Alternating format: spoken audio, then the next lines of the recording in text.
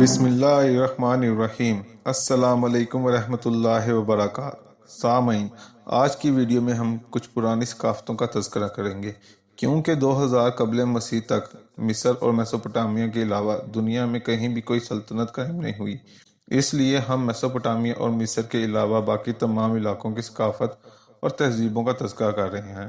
بہت سے لوگ ثقافت اور تہذیب کی معلومات میں زیادہ دلچسپی نہیں رکھتے، لیکن میرے چینل کا مقصد تاریخ سے تعلق رکھنے والی تمام معلومات کو آپ تک پہنچانا ہے۔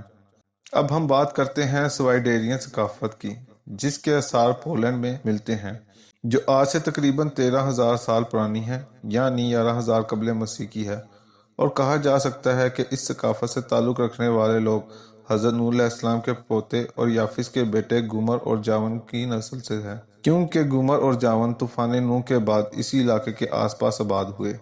ابتدائی دور میں یہ لوگ نوے ملین کے علاقے میں رہتے تھے، پھر انہوں نے 10,000 سے 9500 قبل مسیح کے درمیان شمالی علاقے کی طرف سفر کیا۔ کہا جاتا ہے کہ یہ وہ دور تھا جب موسمی تبدیلی بہت زیادہ ہوئی، ان علاقوں میں درجہ حرارت بڑھتا گیا اور آئس ایج ختم ہوتی گئی۔ ان کے اس سفر سے پتہ چلتا ہے کہ یہ ثقافت باقی دوسرے ممالک کی ثقافت سے مختلف تھی۔ یہ لوگ پولینڈ کے میدانی علاقے میں آباد ہوئے، جہاں ان کو بسنے میں تقریباً 300 سال لگ گئے۔ 300 سال کی طویل آبادکاری کے بعد انہوں نے مغربی ثقافتوں سے کافی ترقی کی اور مشرقی علاقے کی طرف پھیلتے چلے گئے۔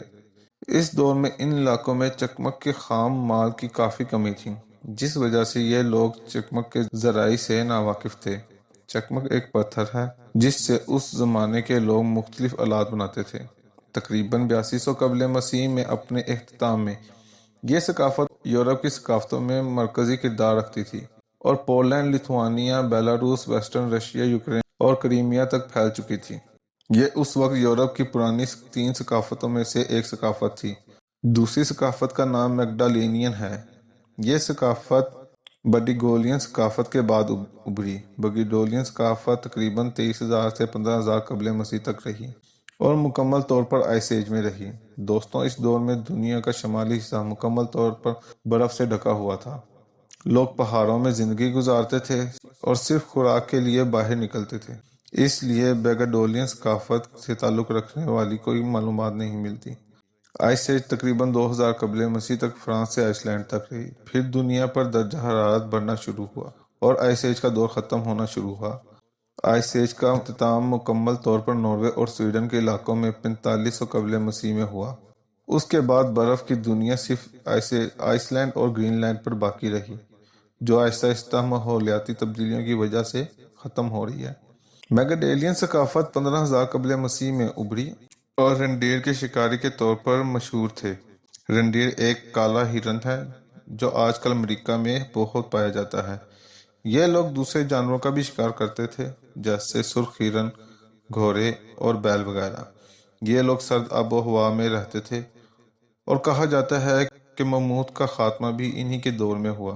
مموت ہاتھی کی ایک نسل تھی۔ ان کے لمبے لمبے دانت اور لمبائی میں قدرے اونچے تھے اور آئس ایج میں آباد تھے۔ یہ لوگ جانوروں کی ہڈیوں اور ہاتھی کے دانت کا استعمال ہتھیار کے طور پر کرتے تھے۔ آثار قدیمہ کے ماہرین کا کہنا ہے کہ میگڈیلین دور کے حیوانات میں شیر اور شمالی خرگوش، شمالی لومڑی اور مختلف شمالی مخلوقات شامل ہیں۔ اس ثقافت سے تعلق رکھنے والے لوگ چھوٹے قد کے تھے۔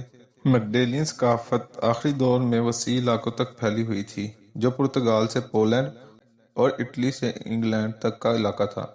تقریباً 10,000 قبل مسیح تک اس ثقافت کے اثرات ختم ہو گئے اور ازیلین ایک دوسری ثقافت ابھری۔ ازیلین ثقافت 10,500 قبل مسیح میں جنوبی فرانس سے اور شمالی اسپین کے درمیان اریزے دریا کے آس پاس سے شروع ہوئی۔ اس وقت تک اس علاقے سے آئس ایج کا دور ختم ہو چکا تھا۔ یہ بھی کہا جاتا ہے کہ ازیلین ثقافت کی ابتدا میگڈیلین ثقافت کے آخری وقت کی نمائندگی کرتا ہے۔ آئس ایج کے ختم ہونے سے برفانی جانور جن کا شکار کیا جاتا تھا وہ بھی روپوش ہو گئے اور کھانے پینے میں کافی کمی کا سامنا کرنا پڑا، جس وجہ سے ازیلین ثقافت وجود میں آئی۔ اس ثقافت کی سب سے بڑی نشانی ایک خاص قسم کے نیزے کی طرح کا ہتھیار تھا، جو یا تو کسی بڑے جانور کی ہڈی سے یا لکڑی سے تیار کیا گیا تھا۔ ازیلین لوگ اس ہتھیار سے دریا میں شکار کرتے اور اپنی خوراک کا زیادہ تر حصہ دریا سے ہی حاصل کرتے۔ اس ہتھیار کا نام ہرپون ہے۔ کہا جاتا ہے کہ ازیلین میگڈیلین کی نسبت چھوٹے اور کمزور تھے۔ جیسے جیسے گلیشیئر پگھلتے گئے، ان لوگوں نے زمین پر قبضہ شروع کر دیا، یہاں تک کہ یہ لوگ اسپین کے کینٹابیرین پہاڑوں تک پہنچ گئے، جن کی اونچائی سطح سمندر سے تقریباً 3000 فٹ ہے۔ میگڈیلین کی نسبت ازیلین کی باقیات بہت کم ملتی ہیں، اور یہ لوگ صرف پرتگال، اسپین اور فرانس کے کچھ حصے پر آباد رہے۔ 8000 قبل مسیح میں ازیلین کلچر کے بھی آثار منہدم ہو گئے۔ 9000 قبل مسیح میں میگڈیلین ثقافت کے کچھ لوگ ناروے اور سویڈن کے علاقوں میں آباد ہوئے، اور یہ لوگ الگ الگ ثقافت کے طور پر ابھرے، جسے ماہرین نے میگلوسیم ثقافت کا نام دیا ہے۔ اس ثقافت کے سب سے پہلے آثار ڈنمارک میں میگلیموس نامی علاقے سے دریافت ہوئے، اس لیے ماہرین نے اس ثقافت کا نام میگلیموسیا اخذ کیا۔ جب میگلیموسین ثقافت ابھری تو اس وقت برفانی دور تھا، اور مانا جاتا ہے کہ سطح سمندر اب کے مقابلے کافی کم تھا، جس وجہ سے برطانیہ، یورپ اور اسکینڈینیوین ایک دوسرے سے منسلک تھے۔ یہ لوگ جنگل اور گیلی مٹی پر رہنے کے عادی تھے۔ لکڑی، ہڈیوں اور مائکرولیتھ سے تیار کیے گئے اوزاروں سے ماہی گیری اور شکار کر کے خوراک حاصل کرتے تھے۔ ان میں زیادہ تر لوگ خانہ بدوش تھے، بہت کم ایسے لوگ تھے جو کسی ایک جگہ پہ آباد ہوئے۔ اس دور میں پائے جانے والے جانور اوروچ، بسن، ایلک، وائلڈ ہارس، ریڈ ڈیئر، روئی ڈیئر، جنگلی سور، لنکس، لومڑی، پولی کیٹ، بیڈگر اور جنگلی بلی تھے۔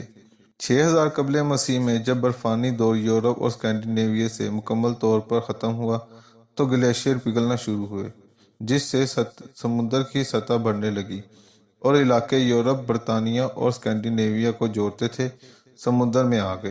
کہا جاتا ہے کہ ان ڈوبے ہوئے علاقوں میں بہت سے میگلیموسین ثقافت کے آثار مل سکتے ہیں۔